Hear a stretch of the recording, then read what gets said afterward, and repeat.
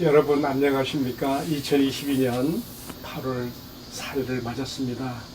오늘도 하나님께서 주시는 생명의 말씀 창세기 2장 4절로 17절인데요. 제가 7절과 16절, 9절을 공독합니다. 여호와 하나님이 땅의 흙으로 사람을 지으시고 생기를 그 코에 불어넣으시니 사람이 생명이 된지라. 16절 여호와 하나님이 그 사람에게 명하여 이르시되 동산 각종 나무의 열매는 내가 임으로 먹되 선악을 알게 하는 나무 열매는 먹지 말라. 내가 먹는 날에는 반드시 죽으리라 하시니라. 아멘. 공독한 말씀을 가지고요. 금단의 열매로서 선악과 계명을 주신 이유가 무엇인지에 대해서 함께 말씀을 나누겠습니다. 크게 주제가 두 개가 나옵니다. 하나는 사람의 기원과 구조, 2장 7절에 나오죠. 여호와 하나님의 땅의 흙으로 사람을 지으시고 생기를 그 코에 불어넣으시니 사람이 생명이 되리라 하는 말씀과 또 오늘 제목으로 그런 2장 16절 17절 선악과 계명을 주신 이유, 이 두 가지를 함께 생각해 보려는 것입니다. 그럼 먼저 첫 번째로 사람의 기원과 구조에 대해 생각해 보십시다. 여호와 하나님이 땅의 흙으로 사람을 지으시고 생기를 그 코에 불어넣으시니 사람이 생명이 되리라.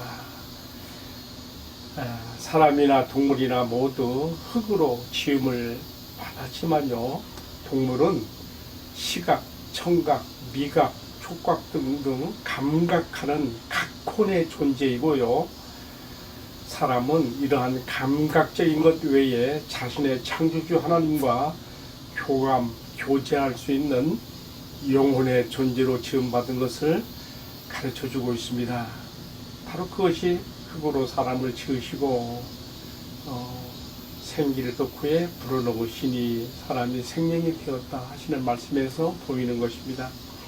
여기서 생기, 사람의 코에 불어넣어진 이 생기는 구약 히브리어에서는 르하흐라고 말하고요, 신약 헬라어에서는 푸뉴마라고 말하고, 영어로는 스피릿, 더 스피릿 하면 성령님이죠. 성령이며 또 다른 뜻으로 생기, 바람, 호흡, 다 이런 같은 뜻을 가지고 있습니다. 여기 사람의 창조와 관련하여 기록된 말씀에서 흙으로 지으신 사람에게 생기를 불어넣으셨다는 것은 성령과 하나된 인간의 혼으로서 영혼의 존재가 되었다고 하는 말이죠.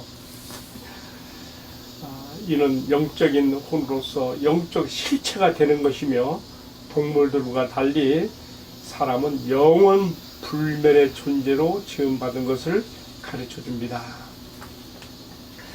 앞서 말씀 1장 26, 27절에서 하나님이 자기 형상, 자기 모양대로 사람을 창조하셨다고 했는데, 이것은 직립보행적 인간의 외면을 말하는 것이 아니라 하나님은 영이시기에 그의 생기, 곧 그의 영을 불어넣어 주신 사람 역시 성삼위 하나님의 교제에 참여할 수 있는 영적 존재가 된 것이라고 우리가 이해하게 되는데, 사실 이보다 더 큰 사람의 가치가 어디 있겠습니까?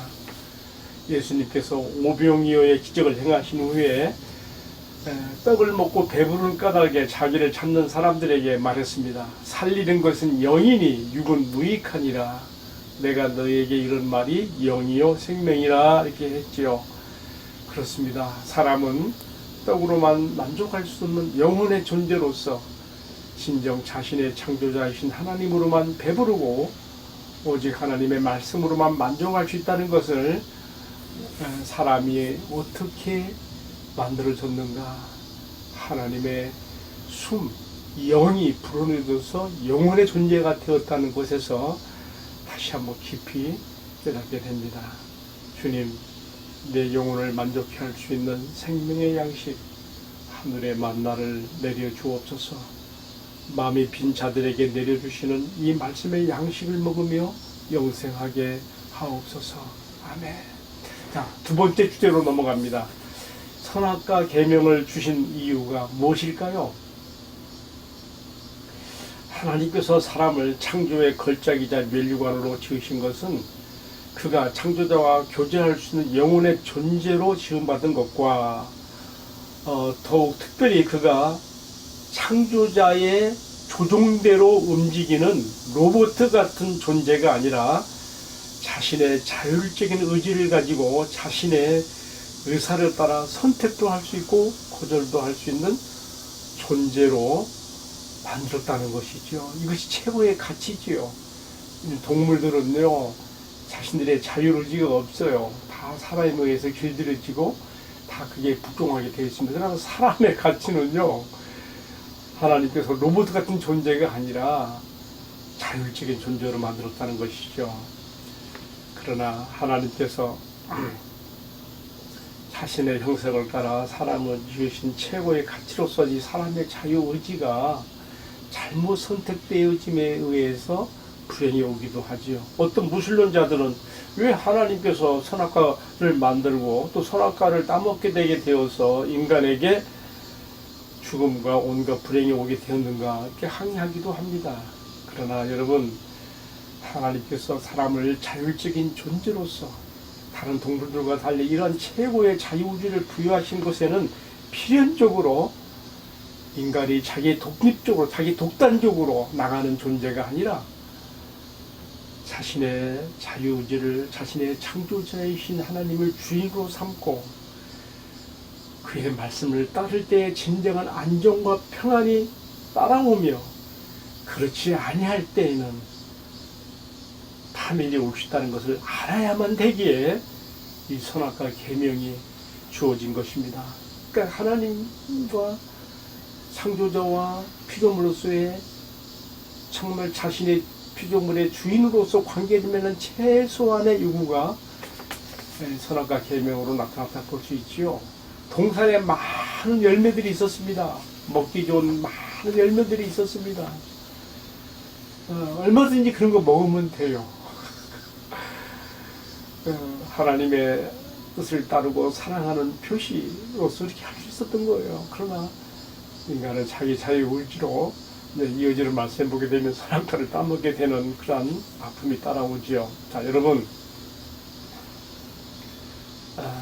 오늘 주신 말씀 가운데 이 선악과 계명이 2장 16절과 11절에 나오는데요. 이처럼 하나님께서 자신과 계속적인 사랑의 교제를 나누는 관계로서 인간이 존재하기를 원하셔서 이 계명을 주신 것입니다. 그럼 이어지는 말씀 3장 8절도 보게 되면요, 하나님은 사람을 에덴 동산에 거처하게 하시고 에덴 동산에 거니시면서 사람과 이 사랑의 교제를 나누셨어요.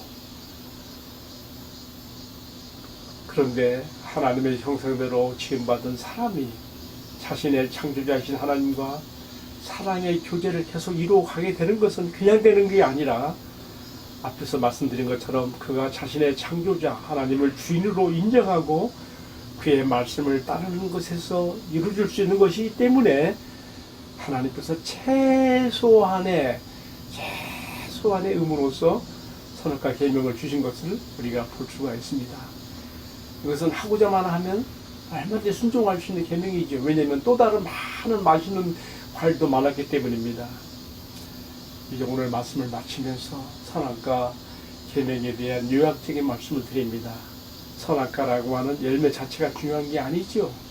그 열매에 걸려있는 하나님의 말씀, 곧 하나님의 주인 되심을 인정하는 표시로서 그의 말씀에 대한 순종이 중요하고, 이것은 아담과 하와 이후 오늘 우리에게도 동일하게 적용되는 원리이며 말씀이 되는 것입니다. 기도하겠습니다. 사랑하시는 주님, 나에게 주신 최고의 가치로서 나의 자유의지가 잘못된 곳에 사용되지 않게 하시고, 제가 주님을 사랑하고 나의 주인 되심을 인정하는 표시로서 주님의 의지와 뜻이 담긴 주님의 말씀을 내가 잘 순종할 수 있는 자유의지를 사용할 수 있게 하옵소서. 주 예수님 이름으로 기도하옵나이다. 아멘. 예, 마쳤습니다. 감사합니다. 오늘도 주님 안에서 행복한 하루 되세요.